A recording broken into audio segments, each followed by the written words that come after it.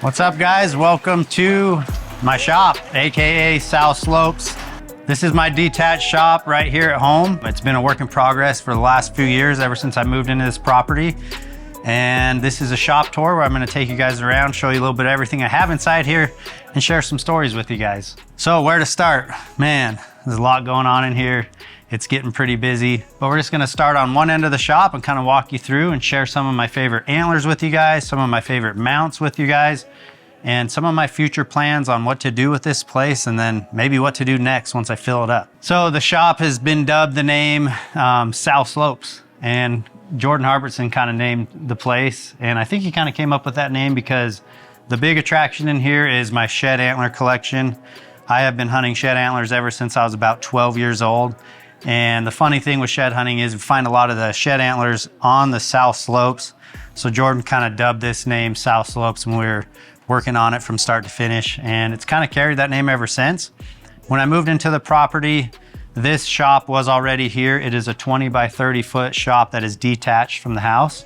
And the previous owner had this place in perfect condition for me to kind of come in and customize the shop. So when I moved here, the shop had already been insulated. There was already OSB all the way around every single wall. The shop was wired for like smart home automation, and I've got a big screen TV, which I'll show you later.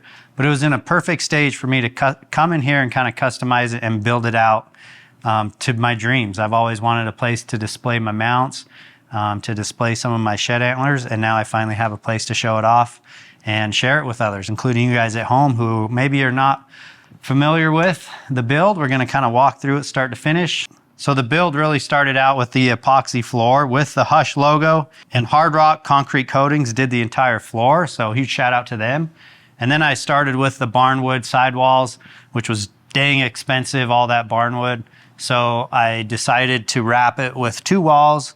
This is the south side of the building, and then the north side of the building, we just did some textured finish over there, and then like kind of a gray coating just to kind of finish it up. But the nice thing with this wall is because there's OSB behind everything, it allows me to hang any mounts or taxidermy exactly where I want to. I don't have to measure it out for studs or anything like that. So that's kind of the build out. I had a lot of friends contribute to the build, like Jay with Wood Floors Inc. He actually did the wall, so shout out to Jay. Let's go through some of my favorite stuff, which is the shed antlers. Like I said, I've been picking up sheds. How many years is that now? Over 25 plus years. And shed antlers has just been a huge passion of mine. I'm just interested in the antlers, everything from the growth stage, the fact that they use them to battle out through the mating seasons and the rut, and then the fact that they just simply fall off and naturally shed their antlers. I always thought was so fascinating. So I'm a huge shed hunter. I actually shed hunted before I ever started hunting. But we got a lot of firsts in here that I'll show you as we walk through. But let's just start with this side of the building, kind of go through some of the mounts. This bull right here, we named him the General. That's because I shot him on the general season hunt here in Utah. His rack is pretty impressive. Even though he is compact, he really adds up with a lot of this tine length. And these extras add up. He's got an extra off the royal, and then 3 devil's tines, which is somewhat unique. And the funny thing about elk is a lot of bulls show evidence of what we call a devil's tine. And that makes me wonder if that was a significant point years and years and years ago, and maybe somehow over time have evolved down. But for example, this is another bull with a big devil's tine. But it's common enough that I think it just kind of makes, at least myself, wonder if they have somehow evolved and kind of like over the years evolved to where that's really not a point on their mainframe anymore. But clearly there's a lot of evidence that something's going on there. I have dubbed this side of the shop the Shed Wall of Fame. I've got that sign made by a friend. So many people, guys, I'm not gonna be able to name them all, but so many people when I started building this really reached out and wanted to contribute to the build. So that sign was made for me, the Shed Wall of Fame. It's pretty cool. You can flip switches here. It's got its own remote. You can turn it on, and you could even switch colors. It's like that's a really green. You got purple, blues, basically the entire color wheel. And So that's a pretty cool feature, sturdy sign, but I love that. But this is a Shed Wall of Fame, and it's displaying some of my favorite shed antlers that are just either big, unique, or have a lot of meaning. For example, like this set right here. It's not a giant bull, but this is a set I found with my brother Walker. And him and I don't get to shed hunt often. He's not into it, you know, quite as much as me. So sometimes I drag him out there with me. But we found this set together, so that's kind of one that will stay forever in the memory bank and always stay in the keeper pile. But yeah, a couple things here just to kind of point out. This is really cool. This is the first shed antler I ever found. So kind of a quick story on shed hunting for me is I went out to Idaho when I was just 12 years old with my dad and his buddies to hunt elk. And while we were sitting there hunting and I was with my dad's buddy, we glassed across the canyon and he mentioned to me, he's like, you know what, Eric, that white thing over there looks like a moose shed antler. And I didn't know at the time that that was really a thing, the fact that they shed their antlers each year. So, you know, shouldn't have, but pull up the rifle to use the scope to look through it. And I pointed over there and I go, you're right, that is a big moose antler. We eventually went over there and picked that up and found both sides. So that was kind of the moment where I found out that like shed hunting was a thing. And as soon as I came home, which is the Salt Lake Valley here, I asked my dad if he can run me up the mountain. And I found that shed antler on my first official shed hunt looking for him. And it's just a unique, wavy 3-point mule deer antler, nice and brown. But what I noticed was this big white burr sticking up out of the sagebrush. And I knew right away that I had found my first shed antler. And I was hooked from that moment on. So that's why this place is full of sheds, man. I probably have more than I know what to do with, but that's why I built this shop, just somewhere to just kind of house everything. But moving on from the general bull, I've got an axis buck up there that's from Maui. Pretty wild with the wildfires and everything going on in Maui right now. It's pretty sad to see what's going on out there, but that is a buck that I took with my good friend Nick. And yeah, kind of wild what's going on with Maui. We're doing some stuff to get some meals and some clothing that we can get sent out there. We're going to be working on that this week. So another mount that's in here that's pretty cool is the kickstand bull. This is from my last season hunt. If you guys follow the hunting films that we launched last season, this is one of the elk hunts out of 5 for 5. And it's a limited entry Utah hunt, public land out here in Utah. I drew this tag at the expo. And my good friend mounted this bull, and it is the only one in here. And if I can get this out, I'll show you. It's pretty cool. CJ from Trophy Room Taxidermy mounted this one, and it was the first one I decided to peg. Whoa.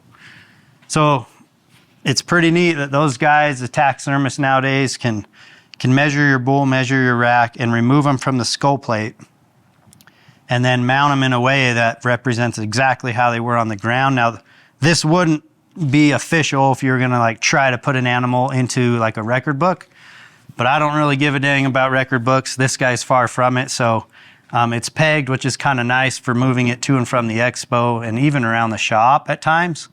And then if you want, you can just take them out and kind of handle them and hold them. So that makes it kind of fun. But then we've got the Big 5 up on the rack hub mount. That's a bull that I had picked up multiple years off. That one being the most impressive set that I've picked up off him. I found him hard white, so they had been laying out there for a year, but just another cool bull. And those white antlers just really pop up against the barnwood. Then moving through here, we've just got some, again, some of my favorite sheds. This big set off a Utah bull, an inline 7-point. So he's got the 6-point main frame with what we would call a triple brow. Super dense, super heavy, really beat it out antler. This thing is just shy of 15 pounds and it's the heaviest antler I have in here. And I've got a lot of them, so that says a lot to be the heaviest. But this area right here is kind of the conglomerate. I didn't really have like a layout of how I was gonna do taxidermy, and it's kind of always evolving as new mounts are coming in and things are changing. But my first axis deer from Texas, my first and only antelope, both of those animals, they're just super cool in my opinion. Not really the size of the antlers or the horns, but those capes and the memories that come with them. That's why I mounted those. This is a cool bull right here. It's a set of sheds I picked up They were in really poor condition, cracked out and chalky. And McKay Sorensen on Instagram, he's like Trapper Antler Man. I can't remember the exact Instagram handle, but he refurbished them and fixed them up. And then I mounted them on a cape off a bull that my dad harvested here in Utah with my muzzleloader. That cape means a lot to me because it's just the biggest bull that my dad ever shot. He didn't want to mount the bull that he killed, so we just did a European mount on that, and I ended up mounting those sheds. So those are also pegged, and they're removable, which is super nice for moving them around the expos and whatnot. And then right here, there's a lot going on right here. But some cool stuff that means a lot to me. This 4x spike up here is a buck my brother shot on a general season hunt here in Utah. We were hunting with my good friend Jason on one of my favorite mountain ranges. And we came over this cliff, man, and looked down, and he was just bedded right there, and Walker made a beautiful shot on him. Then we've got a 3x4 that my brother shot. That's another hunt that we did, general season public land here in Utah. This one to the right of that, where the antlers look somewhat stained, is because they are. That's a 4x5 buck that my father shot over 50 years ago. And he was hunting with a buddy here in Utah who was from the Midwest, had never killed a mule deer. So the story is my dad gave him first chance at him. He shot and missed, and my dad popped him with his open sights 30-30. But as a gift, my dad gave the rack to his friend.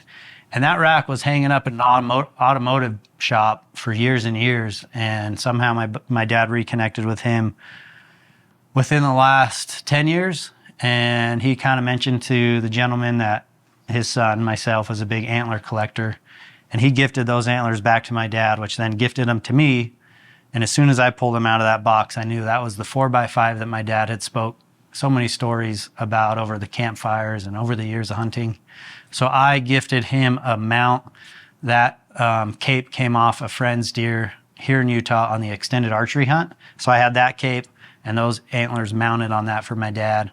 So that one means a lot right there. That one means a lot. It's one of maybe 3 racks that I've got from my dad, including his very first deer, which I'll show you later. Moving down, we've got a couple whitetail bucks here. So this top one is a Kansas whitetail buck.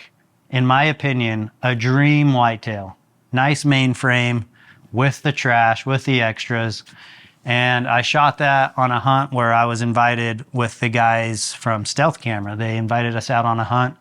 The first sit, probably the first 2 hours of day one, which was an evening sit in a blind, I shot that buck over corn. I'm not gonna lie, make any stories like that's just how they hunt them out there early season. There's a corn pile there, but there was a lot of, what do they call it when they kind of rake? No. Rubs. Not rubs, but like scent. They're kind of like the branches that hang down and like the little, like they dig it out, scrape.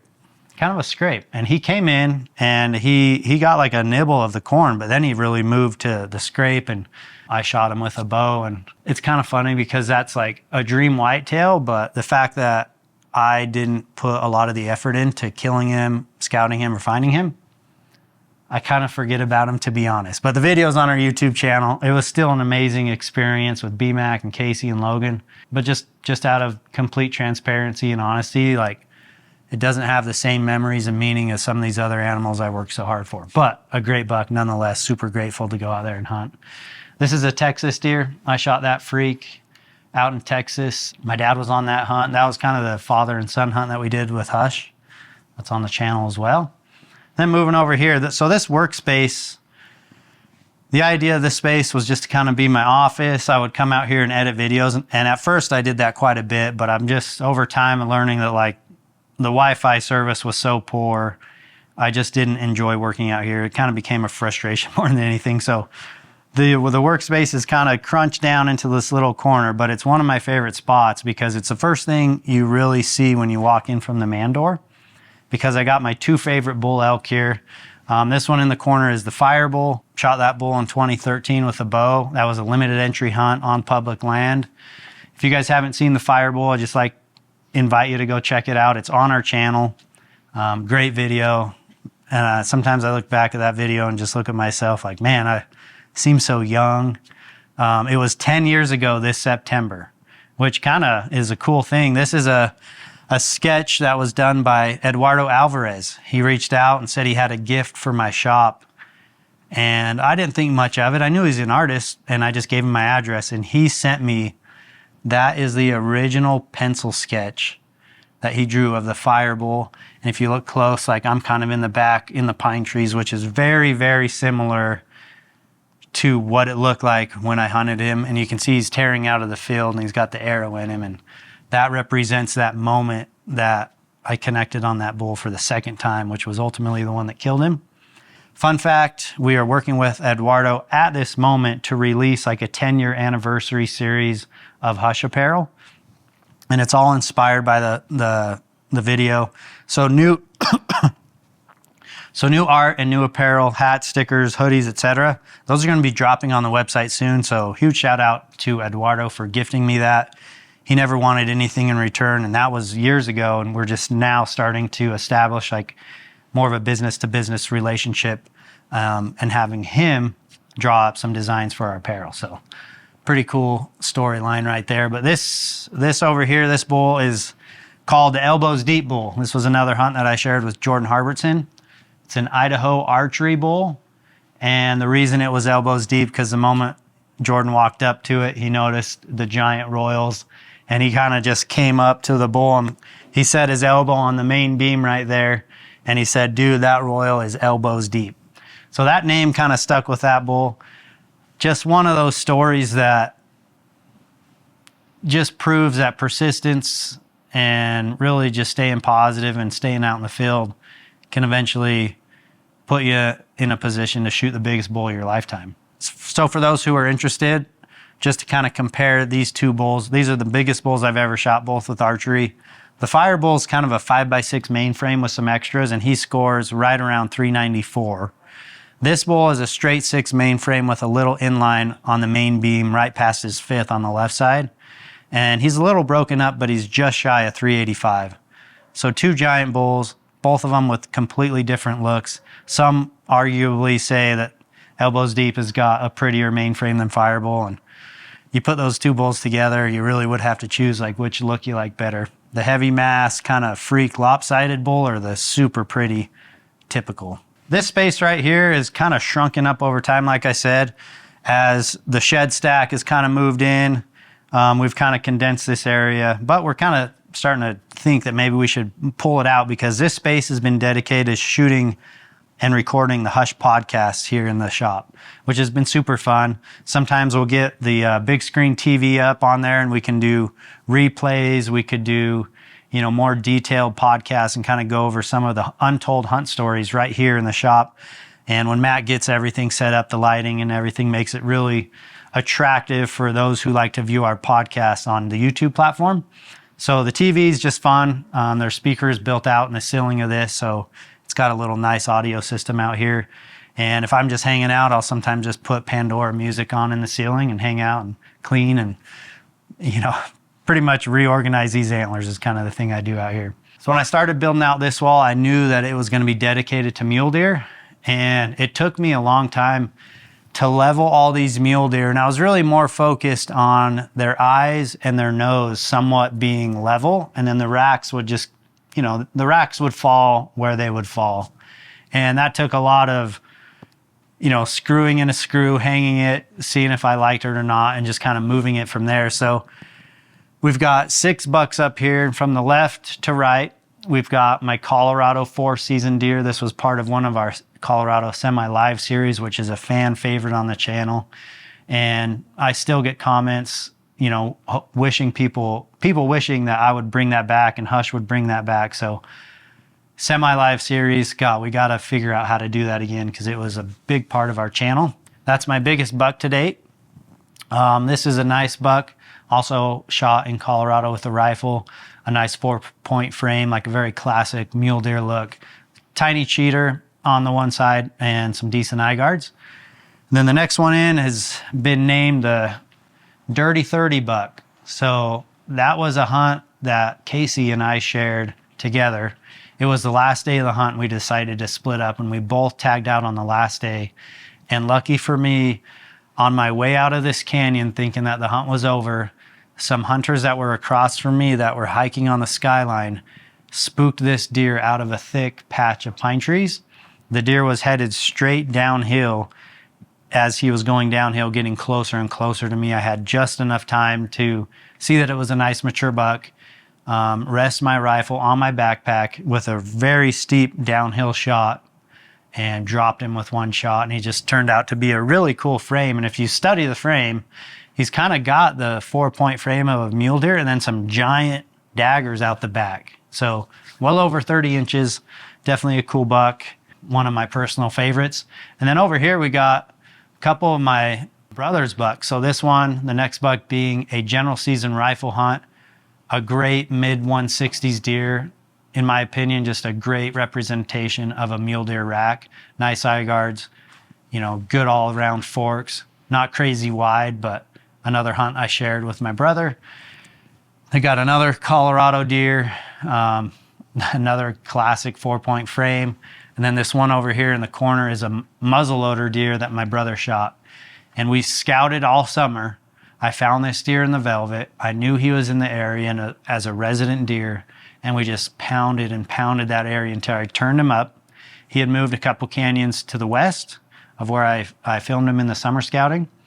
And we put him to bed in the evening. We woke up the next day bright and early and got into position. And ultimately, Walker made a great shot on that with the muzzleloader, and just another super nice, well-balanced 4-point mule deer. I got a couple set of shed antlers off the Firebull, thanks to some other shed hunters. I was never lucky enough to find a set of Firebull sheds, but these are 2 separate years off him. Jared Woolsey and his buddy found the white set, and then a kid and his father found 2 sets off of Firebull. They kept one and they let go of the second one, and that's the one that I have here. So part of this antler has been refurbished. They tried to kind of recreate it without any knowledge of what it looked like. So this one was broken on the main beam, so that's all completely not the Firebull. On the other side, the 3rd point has just been fixed, but just kind of cool to be able to have 2 sets off a bull I killed. So far, I've never been lucky enough to find a set of sheds and kill that bull. A lot of people have asked me that question. I haven't done it yet, but trust me, that's a bucket list thing I'd love to complete.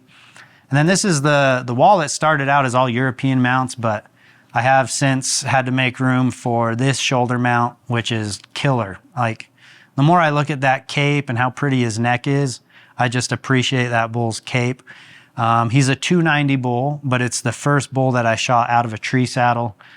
So it means a lot to me. And guys, now that I have this space and, you know, I have access to taxidermists and people who will, you know, kind of give me deals for marketing and stuff, it's hard to turn down a shoulder mount anymore, because everything has its own story. And whether it's a first or it's got a cool story, it's so hard for me not to mount anything. But as you can see, I'm running out of room.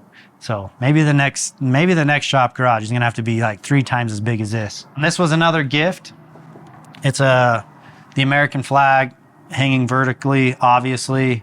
And another guy on Instagram that reached out to me and wanted to gift me that. So this is just a gift that means a lot to me, and it's really the only thing of color in here. And for those of you who are patriotic like myself, you know what it means to hang the American flag and honor the American flag and everything that the country stands for. So that was a gift right there. And then we have a whole slew of European mounts, everything from more Hawaii axis deer. This is a Colorado deer that was etched by Jeff at Bone Tat, so there's a lot of detail in there. Way more than I'll ever be able to describe, but you guys can take a look at that and enjoy his artwork. Super talented guy. And again, another buck that I shot that he etched on that has a lot of symbols and the hush and everything that's included in there. That thing means a lot too. We've got a killer European elk mount. I shot that bull in New Mexico with my buddy Dreo. It's kind of an annual hunt that I do with him. And a really cool fun fact on this bull is we had no clue, but when he got caped and boiled out, you can see that there's a piece of antler tine stuck in the middle of his skull. And we had no clue that was even there. But another fun fact and unsolved mystery. Don't know anything about that, but he was alive and well, doing just fine out in the hills. Yeah, so that's a super cool bull and interesting find. Check it out, guys. I just wrote that up this morning. Did you enter to win our elk hunt giveaway? So just a quick plug for our store, because I'd hate for you guys to miss out on a chance. So real quick, guys, we are giving away an elk hunt. We have done this twice with other hunts. We've given away a mule deer and we've given away an elk hunt. But that's the number one thing that people ask for us, is a chance to come hunt with us. And right now through September 5th, we're doing the ultimate R&K elk hunt giveaway. How it works is every $1 spent from now through September 5th is an automatic entry to win. So you can either shop our website at gethushin.com or our mobile app. And just so you guys know, our mobile app is free. We'll put a little barcode right here. You can scan, so it just direct links you to the app. You can download it on iOS or Android. But I had to make that clear as we went through the shop tour, because someone's coming hunting with us. Hopefully it's you. Hopefully you guys are gonna walk away with an elk hunt of a lifetime, and maybe you shoot something that you guys wanna mount. But check it out. More details on the website. We will put a direct link to all the details in the description box right at the top here. And man, I don't know how long this video is so far, guys, but I got stories for days, as you can see.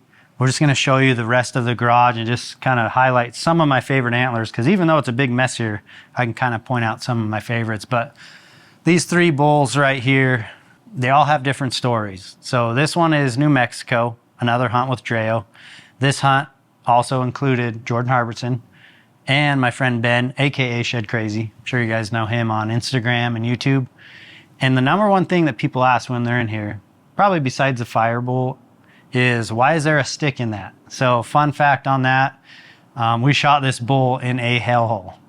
And on the way out, I was carrying the head in such a way that the antlers would kind of be to my sides and those main beams would be wrapped around my hips, and I can hold them. As we were going up this steep avalanche chute, I was like, man, it would be so much more comfortable if I had a stick there to kind of rest that rack on my backpack, and it would avoid those last points, the fifth and the main beam, from like dragging sometimes on the rocks because it was so steep climbing out of there.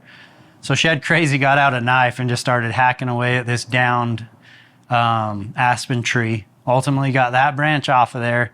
We tied it up just like that so it would rest on my backpack, and it came in handy because on the way out with the horseback, that stick just kind of helped elevate those antler points to avoid from poking the horse and causing chaos and stuff like that. So when I got it home, I was like, you know what?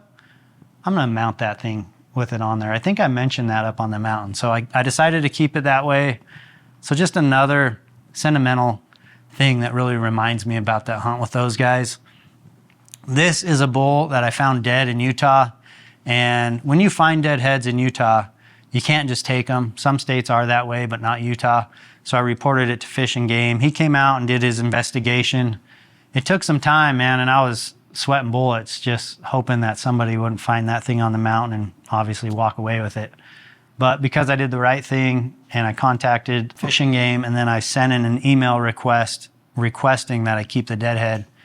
And after the investigation, he ultimately rewarded me with the head. And I've got a set of shed antlers off that same bull over here on the Shed Wall of Fame. So another bull that means a lot to me because I picked up a brown set off him and found his dead head. So that bull is just over 360. A lot of people see that bull with those big unders and big thirds and really think that he could be bigger. But it just really shows what it takes to break like 370, man. It really takes a bull to have everything. This bull right here was killed on a Utah general season rifle hunt with my good friend Chad Mendez. Chad is an MMA fighter. A lot of people know him from his years of fighting in the UFC, college wrestling before that, and not too long ago he fought in BKFC, which is bare knuckle boxing. He did really well. For those of you guys who follow bare knuckle or any of that MMA stuff, you probably saw the fights he's been in, pretty gnarly. So that was a fun hunt with Chad. A lot of people do request more collaborations with Chad, which I would love to do some more hunts with him, so just got to get it in the books. This is a Coues deer I shot in Mexico with my buddy Devin Leonard. And Devin spotted that buck, and he was so nice to let me shoot him. And trust me, guys, when I looked at that buck through the scope, I told Devin in that moment, like, dude, I think this is a buck that you'd be happy with and you'd want to shoot. And he just said, I don't care, get your gun and shoot that thing. So it's buddies like that who are truly happy for other success, especially their friends, that you have to admire.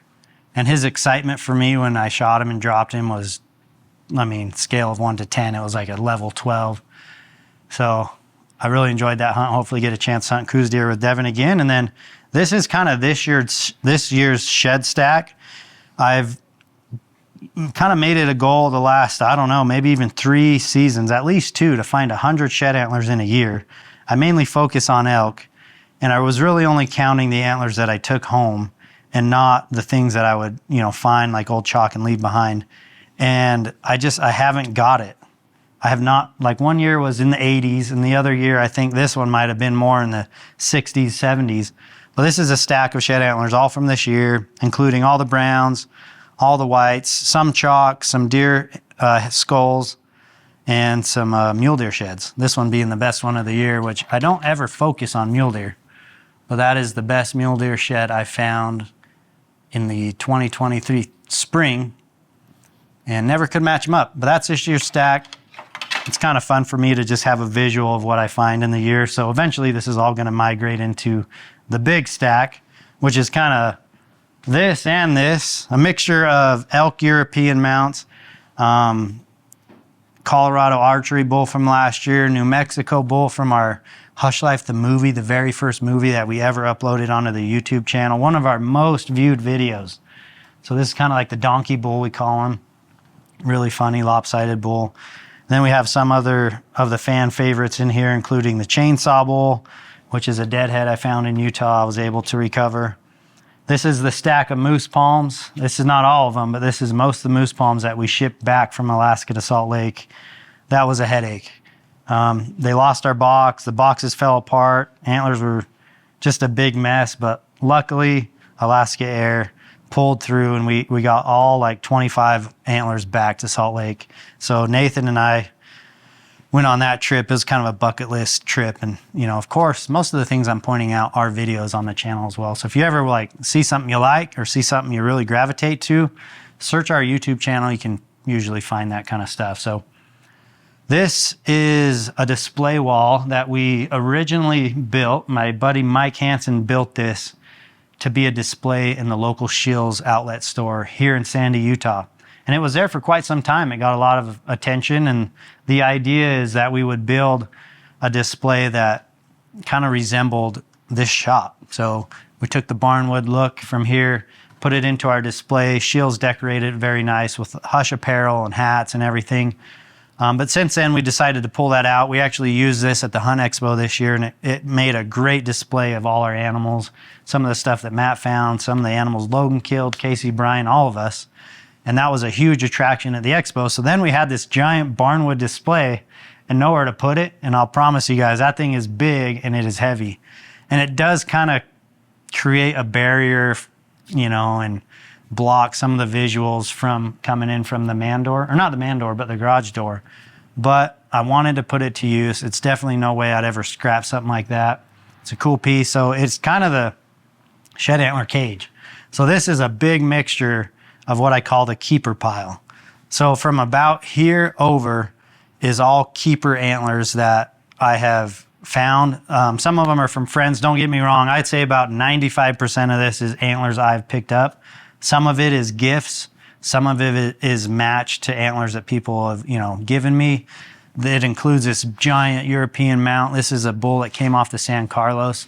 I bought that from an antler buyer here in Utah. I've just always wanted something off the San Carlos because I'm not able to go there and shed hunt. And that bull was harvested by one of the natives, one of the residents there, and ultimately ended up in my hands. So a big 385, 390 type of bull that I'm going to have here in the shop and probably keep forever. And then this stack over of elk antlers is kind of somewhat of inventory that I can use for dog antler shoes. I just sell those on a website on the side.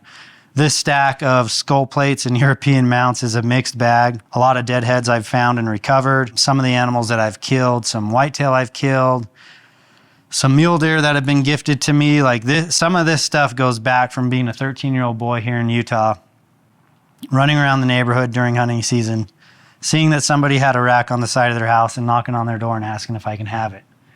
So just imagine a 13, 14-year-old kid rolling up to your house on rollerblades, knocking on your door and asking for some antlers. And I just tell people I collected them. And Surprisingly, a lot of people they didn't want to deal with a stinky head, and my dad would help me cut off a lot of these with the Sawzall. So a lot of these are gifts. A lot of these are deadheads, but one I wanted to point out is this one. It's the one with the black stuff on it and kind of the shellacked look. That is the first deer that my dad ever shot. He shot it here in central Utah when he was 16 years old. That hung in his mom's house above the washer and dryer for years. And when I was a young kid, probably just 10 or 11, we went there for a family reunion, and this thing just caught my eye. And I thought it was the coolest thing I'd ever seen in the world at that time. Coming from California, I didn't have any experience with mule deer or elk or antlers in general. And I asked my dad if we can take that off the wall and I could take it home. And of course he said I could. So this rack right here, it's like a 145 buck. This is what fueled this whole shop. Like without that deer right there, this thing wouldn't exist. Eric Chesser as a hunter, a shed hunter, may not ever existed. This is what got me started. So I would love to mount that for my dad someday. But yeah, that's kind of a walk around to the shop. I hope you guys enjoyed it. There's probably more details and stories that we can go into. And I'm curious to hear from you guys. What is your favorite part about the shop? What is something that maybe I didn't mention that you would like more story or more information on? Put that in the comment threads. I just love to hear back from you guys who are just hunters and shed hunters like myself. And don't forget, guys, now through September 5th is your chance to get entered to win an elk hunt with us. Like I said earlier, somebody's gonna win. You're gonna be able to take a +1. So whoever you wanna bring, a friend or a family member, your favorite hunting buddy. So make sure you go to the store, gethushin.com, or shop our mobile app. Every dollar you spend, no matter what product, guys, and we have game bags, we have new apparel, we have hush veins and wraps, we have water bottles, we have so many accessories on the store, including all the cool merchandise and apparel that we have. So no matter what you spend money on, every dollar spent is an entry to win. I hope you guys enjoyed a shop tour. It's been years in the making. See you guys on the next video.